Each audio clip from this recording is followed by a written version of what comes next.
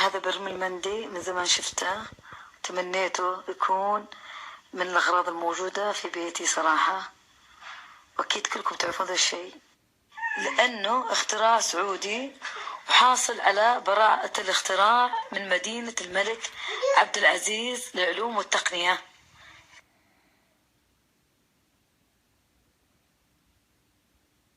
وجدت اللي بطبخ المندي اليوم فيه، الله يرزق أبو وليد. شوفوا ما شاء الله، شوفوا شوفوا شوفوا، تيس بلدي.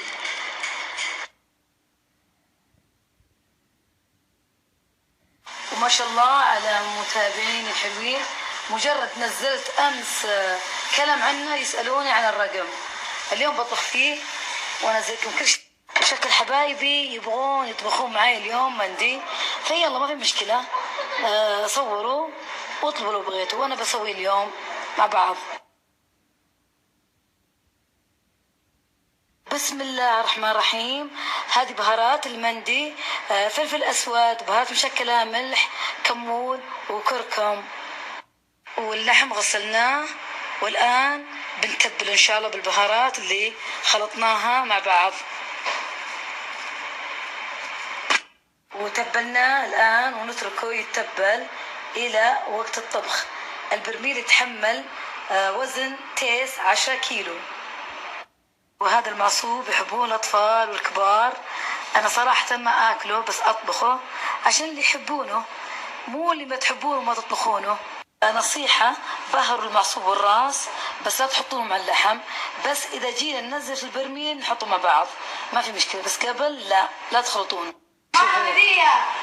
ايش الهدية؟ ايش الهدية؟ يما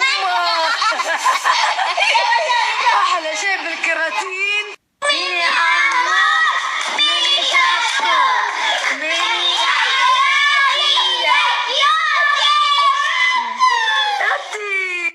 وهذا البرميل مع أغراضه متكاملة ما شاء الله. شغلته نص ساعة عشانه جديد، نخليه يتسخن. تيس المندي جاهز عشان نسوي المندي في برميل المندي. انتظروني خطوة خطوة. هذا الرز ضفنا عليه موية وبصل والبهارات الكاملة وليمون، هذا أفضل شيء للمندي. وهنا لحم المندي عليه الكركم. أنا بصلح نكهة المندي الكلاسيك المعروفة. راح ينزل اللون الأصفر من اللحم نفسه على الرز ويلونه إن شاء الله. حطينا الرز في برميل المندي، والآن بننزل الشبك عشان نرتب اللحم. وما شاء الله عليهم حاطين ملقط، بنرتب حبة حبة بهدوء. بسم الله الرحمن الرحيم. نرتب، شفتوا؟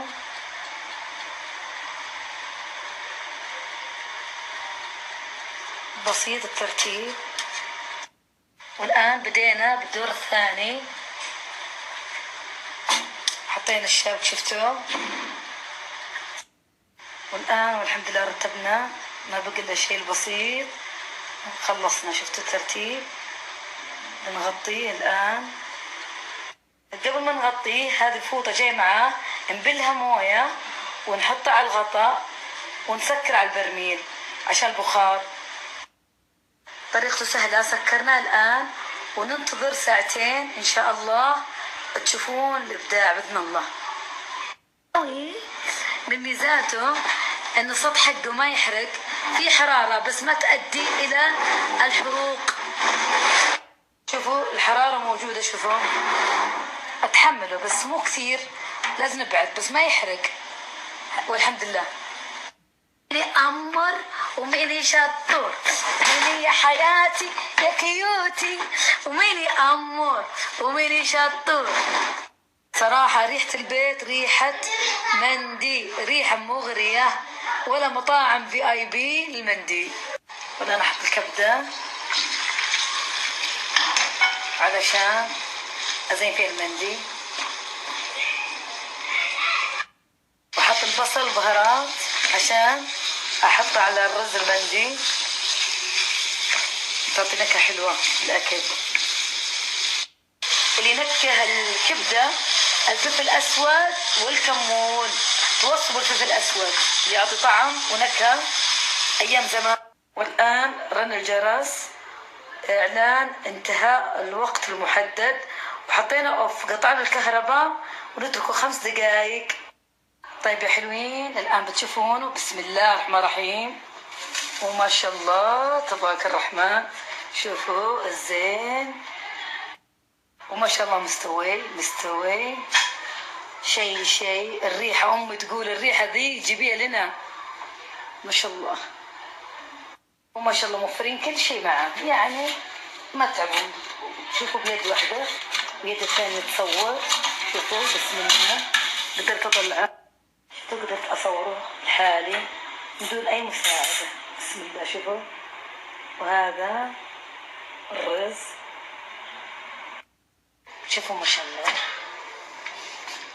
اذكروا الله يا حلوين، اذكروا الله عليك، لا تنحتونا.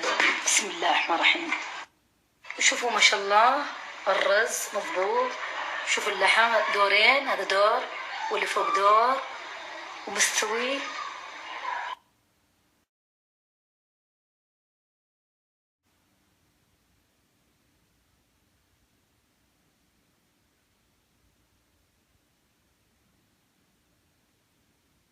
ويلي يا ويلي يا ويلي، ويلي يا ويلي، وهلا بريحة هالي بالتيس الجودي. هلا شيء نكهة الرز والله يا ناس روعة. احنا نبغى نكهة المندي، ما نبغى نكشن ونحط صلص ما صلص، ما يصير مندي. لا كشنتو كش صار كبسة. والله الآن نكهة مندي حتى من دون ما حط عليه فحم ولا حط شيء. مندي. شوفوا الرز بعد يهب. وهذا جاهز. أحط شوية كشنتي الخاصة، وفي مسوي سباكيتي بعد. وهذا المندي حقي، أحط شوي من الكبدة حقتي. بسم الله الرحمن الرحيم.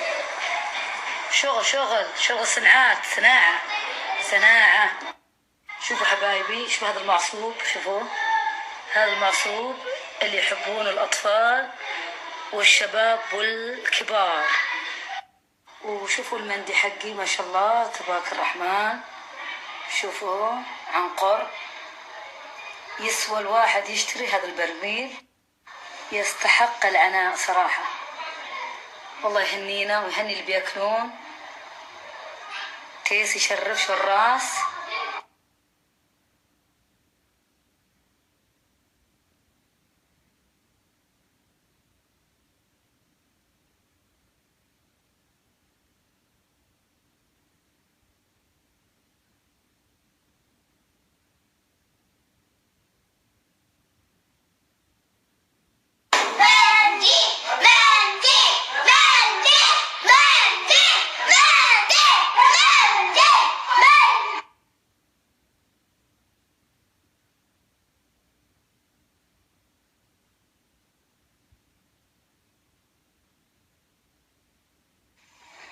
شكرا يا مزين على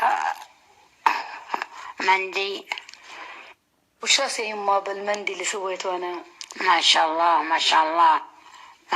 الله يعطيك العافية ويعطي من عطانا. حلو هذا الشاك بالتيس. 100 لذيذ 100%. أحلى مني. لا أنت ما مثلت شيء. الحمد لله. شو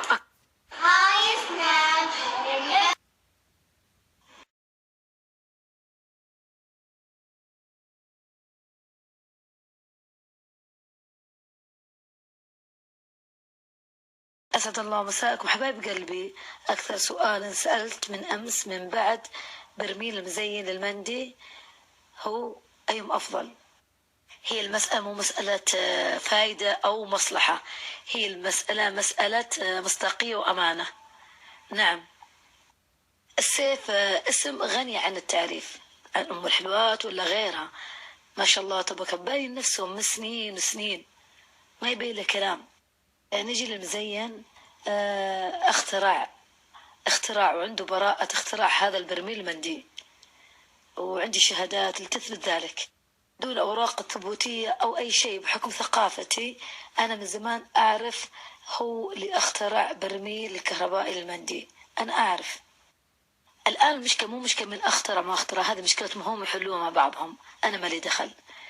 هي المشكلة أيهم أفضل. حب جمهوري لي أنا خلاني أدور الشيء اللي مصالحهم، مش مصلحتي أنا مصلحتي أكون على السيف. وبختصر لكم، أنا أنصحكم برميل مندي الكهربائي المزين، خذوه وانتم مامضين وتدعوا لي إن شاء الله. أحب جمهوري لي مو شيء هين إني أفقده أو أخسره على شيء جهاز. فأنا بقول لكم صدق أحبكم أنا والله أحب. وكما عودتكم أم الحلوات على المصداقية والصراحة بيني وبينكم، عشان كذا أنا أعلن لكم إني أنا أحبكم.